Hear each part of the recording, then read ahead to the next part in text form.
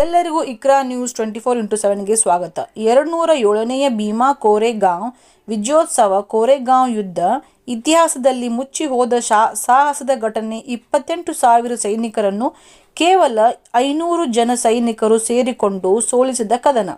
ಪೇಶ್ವೆಗಳ ಆಡಳಿತದಲ್ಲಿ ಜಾತಿ ಮೇಲು ಕೀಳುಗಳ ವಿರುದ್ಧ ಸೆಟೆನಿಂತು ಮಾನವೀಯ ಮೌಲ್ಯಗಳನ್ನು ಪಡೆದುಕೊಳ್ಳಲು ಹಂಬಲಿಸುವ ಮಹರ್ ಸೈನಿಕರ ಧೈರ್ಯ, ಸಾಹಸ, ಕೆಚ್ಚೆದೆಯ ಹೋರಾಟ, ಶೋಷಿತರ ಮೇಲ್ಜಾತಿ ಶೋಷಿತರ ವಿರುದ್ಧ ಅವರ ಶೋಷಣೆಯ ನಡವಳಿಕೆಯ ವಿರುದ್ಧ ಯುದ್ಧ ಘೋಷಿಸಿ ನಡೆಸಿದ ಗೆಲುವು.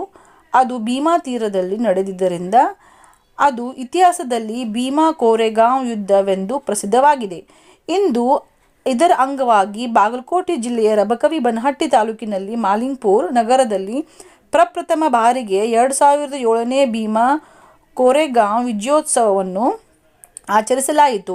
ಈ ಸಂದರ್ಭದಲ್ಲಿ ರಮೇಶ್ ಕೆಸರಗೊಪ್ಪ ಮತ್ತು ಪ್ರಹ್ಲಾದ್ ಹತ್ತೂರ್, ಹನುಮಂತ ಶ್ರೀಶೈಲ್ ದೊಡ್ಮನಿ ಮುಸ್ಲಿಂ ಮುಖಂಡರು ಸೇರಿ ಅಂಬೇಡ್ಕರ್ ಸರ್ಕಲ್ನಿಂದ ಗಡದಲ್ಲಿ ಬಸವೇಶ್ವರ ಸರ್ಕಲ್ ಮುಖಾಂತರ ಹಚ್ಚಿ ಟಿಪ್ಪು ಸುಲ್ತಾನ್ ಮತ್ತು ಭೀಮಾ ಕೋರೆಗಾಂವ್ ಸಾಂಗ್ ಅನ್ನು ಹಚ್ಚಿ ಭಾರತ ದೇಶದ ಸಂವಿಧಾನ ಶಿಲ್ಪಿಯಾದ ಡಾಕ್ಟರ್ ಬಾಬಾ ಸಾಹೇಬ್ ಅಂಬೇಡ್ಕರ್ ಅವರು ಮೂರ್ತಿಯನ್ನು ಮೆರವಣಿಗೆ ಮಾಡುತ್ತಾ ವಿಜೃಂಭಿಸುತ್ತಾ ಮೆರವಣಿಗೆಯನ್ನು ಮುಕ್ತಾಯಗೊಳಿಸಿದರು.